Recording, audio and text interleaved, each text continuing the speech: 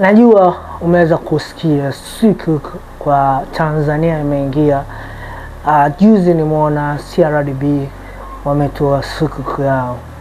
So nikajiuliza kataka kujifunza sukuk ni nini.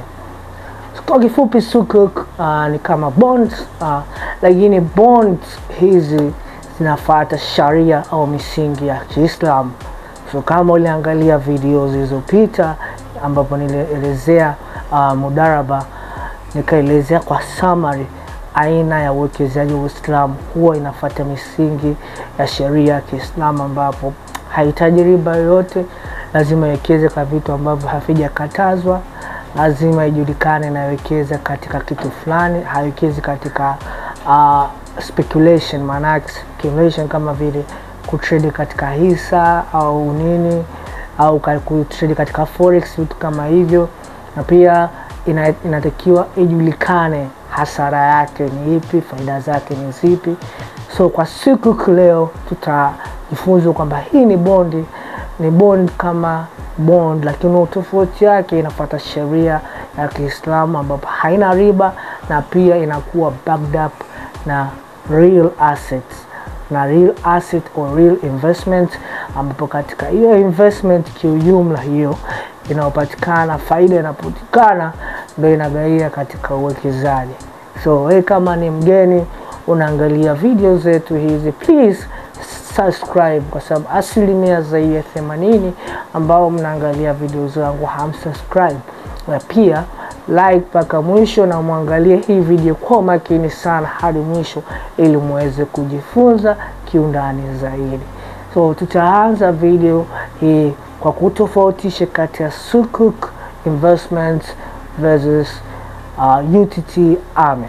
Kabla tujaanza tofauti, labda mtu anaweza kuwa anajiuliza, kwa mfano halisi sukuk inaweza kuwaje? Mfano chukua Saudi Arabia, ambapo ni nchi inaofuata misingi ya kisheria ya Kiislamu. Ikitaka fedha ya kuwekeza, inaweza ikatoa sukuk bond, watu wakanunua hizo bond, na zile bond wakatumia kujenga labda barabara, kujenga labda hospitali, kujenga labda mashule. So zile pesa zinapotokana na yale shule au hospitali, mtu unaenda hospitali unalipa, mtu unalipa ada unalipa, na kuna barabara zingine duniani ili uweze kuwahi unapofika unalipia. So mwisho wa siku ile faida inayopatikana katika utengenezaji wa pesa kihalali kwa kitu ambacho kinajulikana, ndio kinagaia kwa wale waliokeza. So inawekeza katika real asset in real world. Lakini katika bonds za UTT AMEs tunaweza kusema nazo zinawekeza katika real world na real assets. Mfano liquid fund, hiyo inawekeza katika treasury bonds. Hizo treasury bonds, kumbuka, zinatumika na serikali kuwekeza katika miundombinu ya nchi kama vile shule, barabara, maofisi, mambo kadhaa, miradi ya serikali inayosaidia kupata faida. So cha msingi ni kuelewa kwamba sukuk ina deal na ethic ya Kiislamu na sharia. So baada ya kujua mfano huo kiurahisi, tuje katika tofauti ya kwanza kwa kuangalia nature. Hii nature ya kwanza inatolewa kulingana na asset based, kwamba hii sukuk bond inapotolewa lazima ielezewe kwamba hizi pesa wawekezaji wanazotoa itaenda kuwekeza kitu fulani, na hicho kitu kiwe ndani yenye misingi ya sharia ya Kiislamu.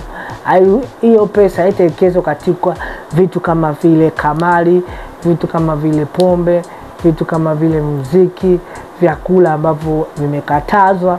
Kwa lazima waangalie vitu humo kiundani kama inafuata sheria kimsingi. Kwa bond wanaweza kusema tutawekeza katika hoteli, tutawekeza kujenga nyumba, watu watapangisha nyumba, tutatumia kujenga hospitali, watu wataingia hospitali watalipia huduma, vitu kama hivyo ambavyo kufuata misingi ya kisheria. Lakini katika UTT AMIS, hii ni pesa ambazo zimekusanywa na watu mbalimbali. Haijalishi kuna misingi gani au misingi fulani.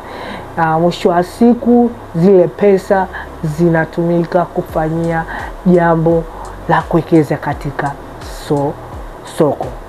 Cha pili, namna gani unaweza kupata pesa? So hii ni asset based bonds. Hizi bonds hazitegemei labda kuongeza riba, pana. Inategemea kile ambacho kimewekezwa, ile biashara ikipata faida ndiyo inagawanywa kulingana na wewe bond ulizonunua.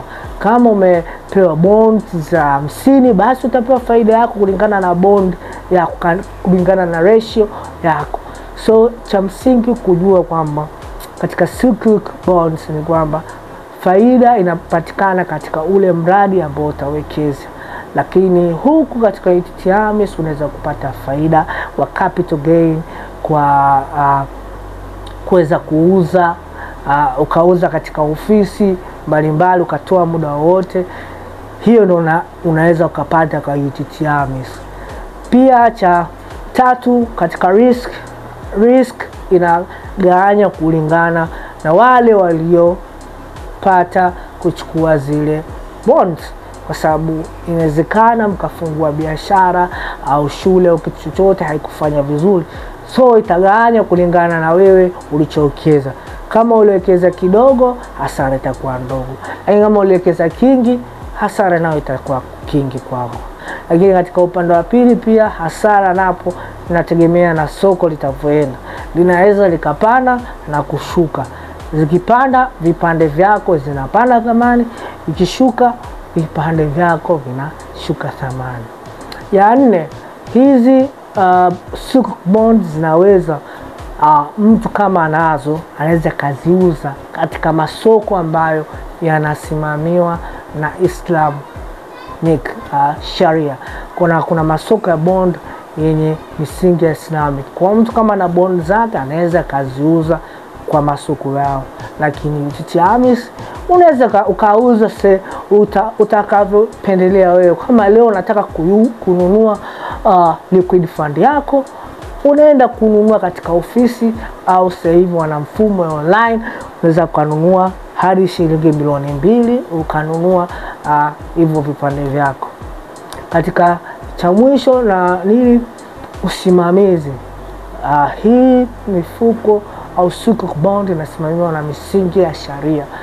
Kwa hata institution kama CRDB Bank lazima wakati nawekeza hiyo na uwazi ifiti ile sharia ya Kiislamu. Lakini huku UTT AMIS huku inaratibiwa na bodi ya CMCA pamoja na BOT kuhakikisha uwekezaji unaenda vizuri na pesa za watu zinakuwa kwa usalama. So kwa tofauti huo, nadhani hata wewe unapoangalia sasa kuna kitu unakuwa umejifunza. Kama umejifunza, please unaweza kutoa maswali hapo chini kutaka kujua chochote kuhusu sukuk bonds, na tunaweza kuelezea namna gani za hizi sukuk bonds, hasa CRDB sukuk. Unaweza kuelezea tukasaidia hapo chini. Na pia support mechanism yetu ya Washindi Mag na Washindi T-shirts. Washindi Mag kwa shilingi 25, Washindi T-shirt kwa shilingi 30. Kama unahitaji consultation, namba yetu ya simu ni 0752855067. Na wale waliokuwa nje ya nchi ambao wanapata shida kunipata mimi, wananiuliza mbona siwezi, hakikisha katika namba unaweka +25572855067.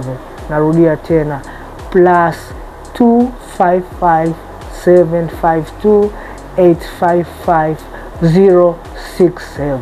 Hiyo utaweza kunipata WhatsApp, hata kama ukapiga simu unapata. Na pia kama unahitaji kunitafuta kupitia email yangu ni inomnyele@gmail.com, lakini kuna email mpya itakuja hivi karibuni kwa masuala ya kiofisi zaidi. So asanteni sana kuwa nami hadi sasa. Tukutane katika video zijazo. Ciao.